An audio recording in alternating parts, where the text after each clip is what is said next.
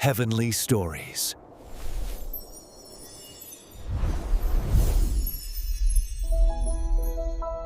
The man was a sower, but not of the ordinary kind.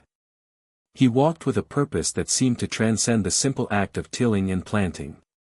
His movements were not rushed, yet there was a deep-seated urgency in his heart.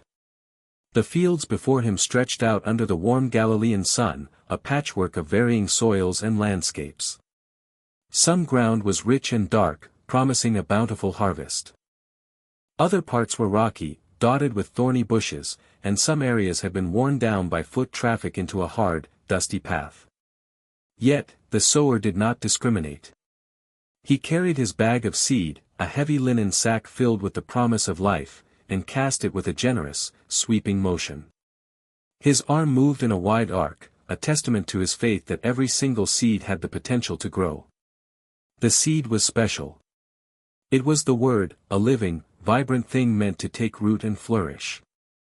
The sower scattered it freely, without judgment or calculation, for his purpose was not to choose the soil but to deliver the promise. He had seen the truth of this word transform lives, and he knew that its power was not limited by the condition of the ground. The choice, he knew, lay not with him, but with the earth itself. As he walked, a handful of seeds fell upon the hard, packed path.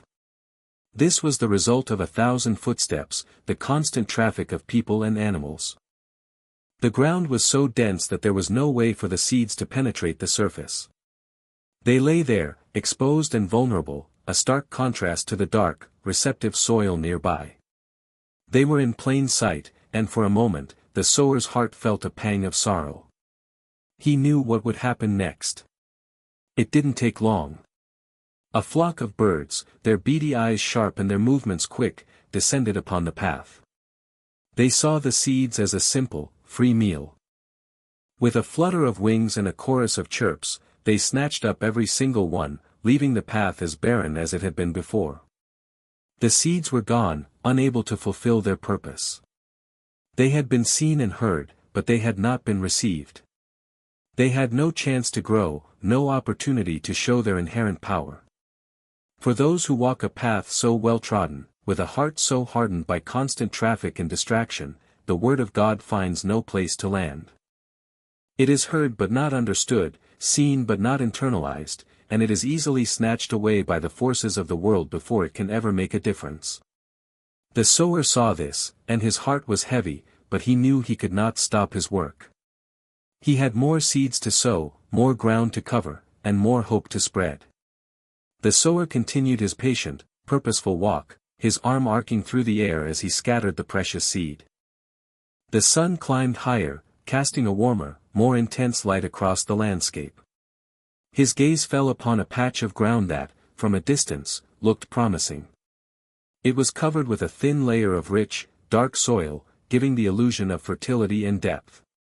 He cast his seeds there, and they landed gently on the surface, ready to begin their journey.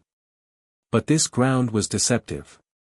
Just a few inches beneath the surface, a solid sheet of rock lay hidden. There was no deep earth, no space for roots to dig in and anchor themselves. The seeds that fell here began to sprout almost immediately, pushing their tiny green shoots up towards the light. The lack of deep soil meant they didn't have to work hard to reach the surface. The growth was rapid and exciting to behold. The little plants appeared vibrant and full of life, a hopeful sign of things to come. For a time, this patch of green looked like the most successful part of the field. The new shoots were a bright contrast to the dusty path and the unblemished earth around them. But as the sun grew hotter and its rays beat down without mercy, the tiny plants began to struggle. Without deep roots to draw up water and nutrients from below, they had no way to sustain themselves. The heat of the day, a trial that a healthy plant would simply endure, became a fatal threat. They withered quickly, their brilliant green turning to a sad, pale yellow, and then to a brittle brown. The sower watched as his hopeful sprouts turned to dust. The word had been received with great joy in a heart that was quick to respond. There was an initial enthusiasm, a flurry of excitement and a visible sign of new life. But there was no substance beneath the surface. When the trials of life, the hardships, the persecution, the moments when faith is truly tested, came to bear down, the shallow roots could not hold on. The fleeting joy was not enough to withstand the heat of tribulation. The life that had sprung up so easily, so quickly, died just as fast. The man felt the sorrow of this failure, knowing that while the seed was perfect, the ground had not been prepared to receive it fully. He moved on, with the hope that the next patch of ground would be different. The sower's hand, though weary from its repetitive motion, did not waver.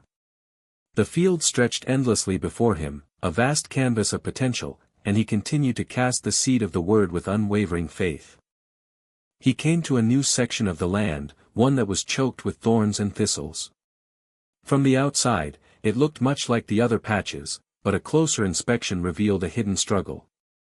The ground was fertile enough, and the soil was deep, but it was already home to a different kind of life, a life that was determined to dominate and consume everything around it. He scattered his seeds across this patch, and once again, they found purchase. The soil was indeed good, and the seeds began to sprout.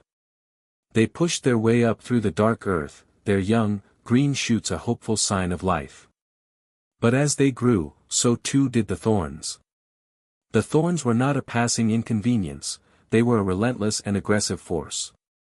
They had deep roots and an insatiable hunger for the same things the young plants needed: water, sunlight, and nutrients. The two forces, the hopeful new life of the Word and the thorny weeds of the world, began to compete. At first, the young plants seemed to hold their own, but the thorns were more cunning and resilient. They grew faster and stronger, their sharp, tangled branches intertwining with the delicate stalks of the new life. The thorns began to overshadow the plants, blocking the sunlight they needed to survive. They drank up the water and stole the nutrients from the soil, suffocating the young growth until it became starved and weak. The sower saw the inevitable outcome. The plants from the good seed became anemic and stunted. They were unable to produce any fruit, any harvest at all. The word had been received and had even begun to grow, but it was choked out by the worries of the world, the deceitfulness of wealth, and the insatiable desire for other things. These thorns represent the distractions and material desires of life that steal the energy and focus needed to nurture one's faith. They crowd out the spiritual and leave no room for the word to flourish, no matter how good the soil of the heart may be. The man looked upon the field, and his heart was heavy, for he knew that a soul preoccupied with worldly cares could not produce fruit for the kingdom. But he did not stop, for he knew there was one more type of ground to be sown. The sower had come to a new patch of land, a section of the field that was unlike the others. It was not worn down by travel, nor was it riddled with hidden rocks or choked with thorny weeds. This ground was rich, dark, and deep. It had been prepared. It was soft enough to receive the seed, yet firm enough to hold it.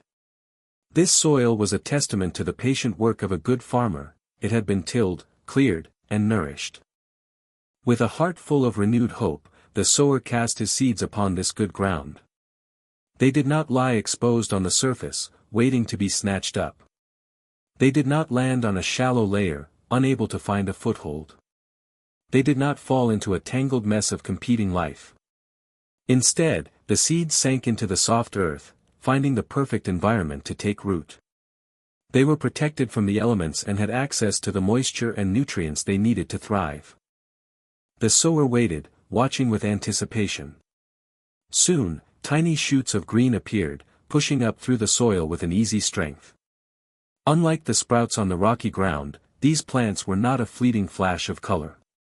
They grew steadily and surely, their roots digging deep into the rich earth below. They had the stability to withstand the heat of the sun, and the strength to push past any minor obstacles in their way. Their growth was not rushed, it was a slow, deliberate process of maturation.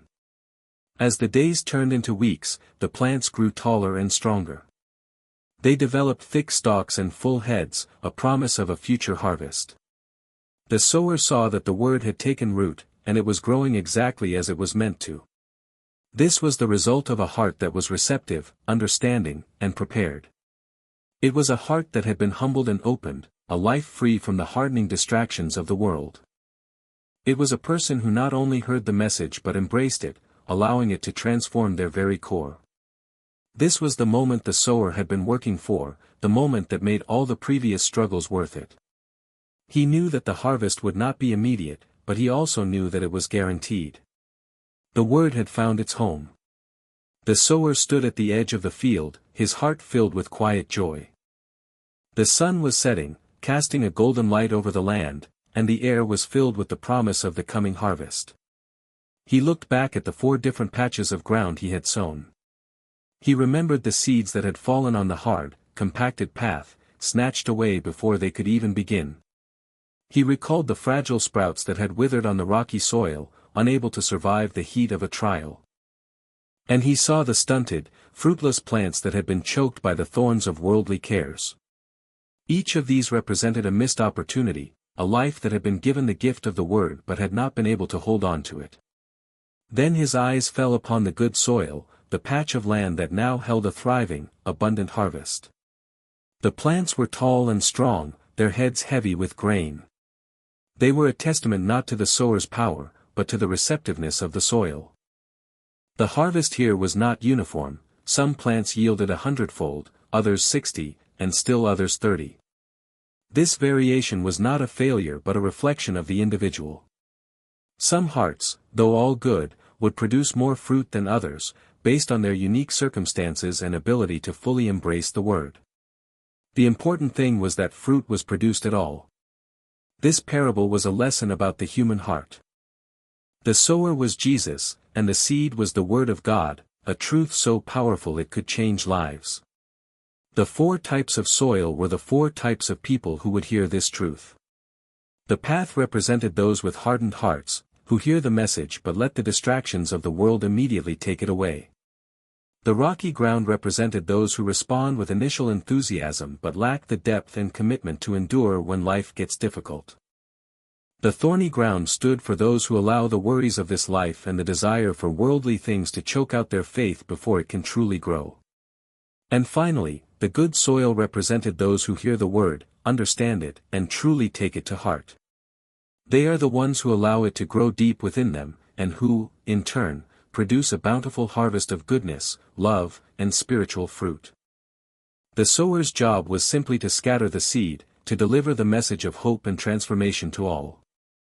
The choice of whether to receive it, to nurture it, and to let it flourish lay with the one who received it. The parable was an invitation, a call to reflect on the state of one's own heart and to prepare it to be a good ground for the life-giving word. The sower had finished his work for the day, and as he walked home under the setting sun, his heart was full, knowing that the harvest was in good hands.